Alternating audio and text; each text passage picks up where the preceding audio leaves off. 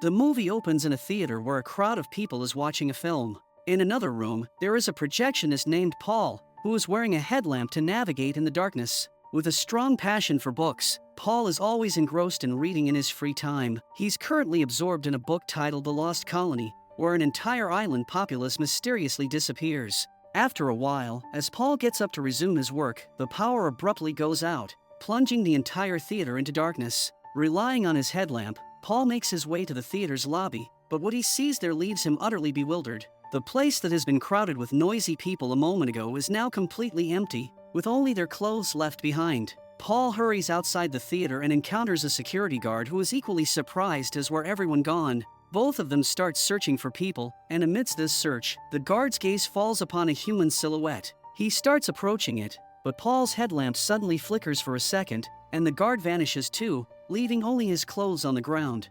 In another part of the city, a nurse named Rosemary is desperately searching for her baby. She is bewildered by the sudden disappearance of people. Darkness prevails everywhere, and apart from her, there is no one around. Holding a torch, Rosemary enters an operating theater, only to witness a patient lying on the bed with his chest open because the surgeons who were performing the surgery also disappeared midway. Suddenly the lights in the operating room flicker, and the patient vanishes as well. The following morning, we see a news reporter named Luke.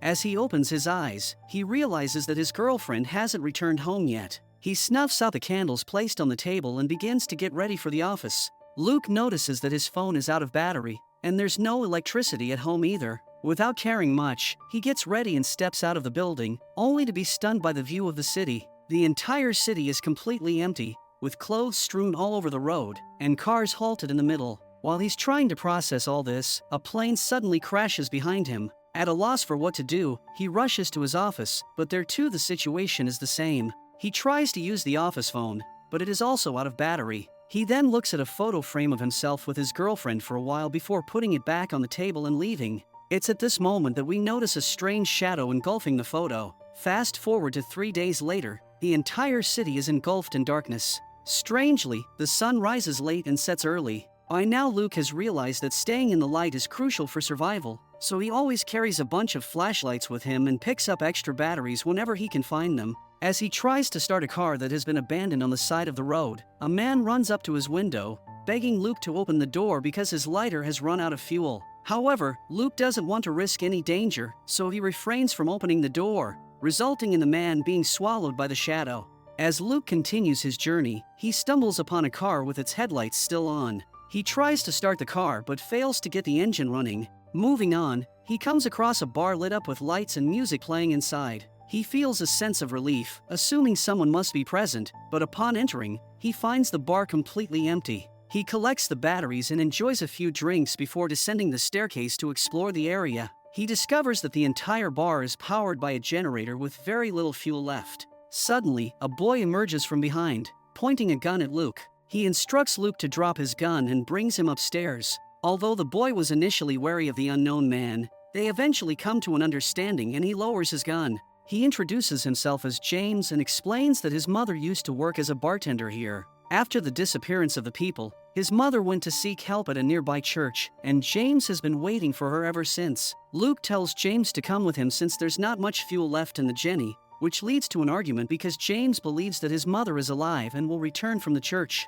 Despite Luke's efforts to convince him, James remains steadfast in his decision, so Luke decides to proceed alone. Just as he is about to leave, Nurse Rosemary enters the bar, desperately searching for her 9-month-old baby. Distraught, she picks up a nearby gun and points it at Luke and James, demanding her baby back. After firing a shot at a bottle, she regains her composure and collapses to the ground. On the other hand, we see the projectionist Paul lying injured and unconscious on the ground. As he regains consciousness, he realizes he is still shielded from the shadow by his burning headlamp. Despite his injuries, he manages to crawl to a solar-powered bus stop and settles down there. Back at the bar, Luke comforts Rosemary with a glass of water before she begins to share her story. She reveals that she has a habit of smoking cigarettes, and when she stepped outside the hospital to smoke and lit her lighter, the city's electricity suddenly went out. She heard the crashing of cars before everything fell eerily silent. Fortunately, she escaped vanishing due to her lighter. Somehow when night passed and she reached home in the morning, she discovered that her baby was missing from the crib,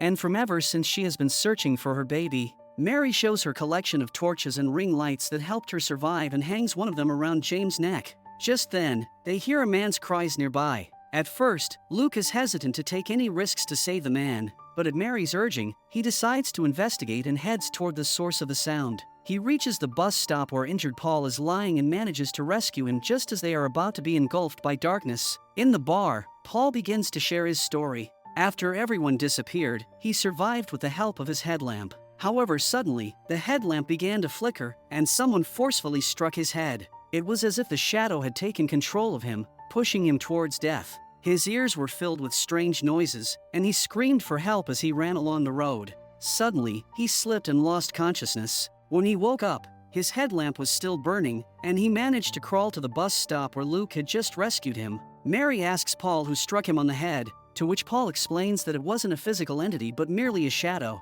Mary begins to mutter that God is punishing humanity for their sins, but Luke asserts that there is no God and they don't deserve any punishment. As he says it, the lights start flickering again, and they all find themselves in the basement. Luke and Paul join forces to try to fix the generator. During this time, Paul starts telling them about a book called The Lost Colony. According to the book, in 1587, people on Roanoke Island began disappearing mysteriously. The rest of the world learned of this event when two fishermen arrived on the island and found houses, food, and clothes, but no inhabitants. The fishermen also saw the word Croton carved into a tree, but the meaning of the word remains a mystery to this day. Suddenly, Paul starts feeling weak again due to his injury, and Luke and Mary help him lie down on a table. As Luke takes ice out of the freezer for Paul, he recalls his last day at the office when he saw a news report on TV. A man from Chicago was urging everyone to constantly hold a light in their hands, warning that these shadows could create hallucinations and that they should not trust any light other than the one they hold in their hands. In the present, Luke comes up with an idea. If he can somehow reach Chicago, he might be able to meet the remaining survivors there and find a solution to this predicament. He tells them about the truck he saw on the road with a functioning battery. If they manage to pull that truck here and connect its battery to the generator, it could start the engine as well. Mary finds this idea futile, as she believes their fate lies in God's hands, but Luke persuades her nonetheless. James is given the job of taking care of Paul while Luke and Mary head out to bring the truck. All of a sudden, James is gripped by hallucinations within the bar as memories of the past flood his mind. However, when Paul asks James for water, his hallucinations subside. As James heads to another room to fetch water from the basin, the lights start flickering again. Meanwhile, Luke and Mary catch sight of a young girl holding a torch near a car. As Luke approaches her, she starts running away. Luke chases after her but slips, losing the torch, and is on the brink of being engulfed by shadows. Just in the nick of time, Mary triggers the car's headlights, rescuing him from the encroaching darkness. On the flip side, as Paul calls out for James and receives no response, he makes his way to the basin. However, all he discovers there are James' clothes strewn on the floor. Suddenly, a noise emanates from the basement, catching his attention. Descending the stairs, he stumbles upon a secret door that opens into a tunnel. With curiosity piqued, he enters the tunnel, and after walking for a while he reaches its end. Suddenly, the lights within the tunnel begin to fade, and shadows gradually envelop him. However, it all turns out to be merely a dream of Paul's before being engulfed by shadows. When James returns with water, all he finds on the table are Paul's clothes. Meanwhile, Luke and Mary's flashlights are rapidly draining their batteries. Despite having just replaced them, they decide to head to a nearby hospital, where they light a cloth using alcohol and matches for illumination. However, in that very moment, Mary catches the sound of a baby crying from outside and spots a cradle in the middle of the road, which is nothing more than a hallucination created by the evil shadows. Despite Luke's attempts to stop her, Mary rushes towards the cradle, only to find it empty and be engulfed by shadows. Luke somehow manages to pull the truck alone and reach the bar. He connects the truck to the generator while James turns the keys and successfully starts the engine. They set off together, but in his haste, Luke forgets to close the truck's hood, prompting him to stop the car in front of a church to fix the hood. It's there that James also starts hallucinating, hearing his mother's voice calling him from inside the church. Despite Luke's attempts to stop him, he runs inside the church to search for his mom. Frustrated, Luke drives off in the truck, but after a minute, he encounters a bridge with the word Croton etched on it. Meanwhile, in the church, numerous candles are lit, but their flames are gradually fading.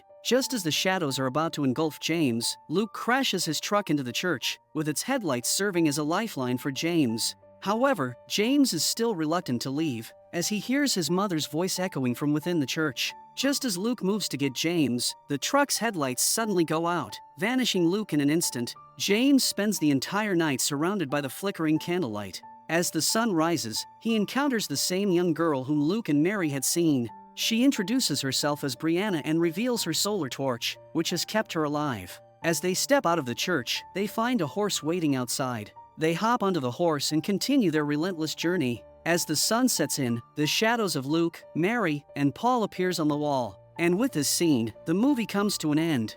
Subscribe to this channel for more videos like this. Thanks for watching.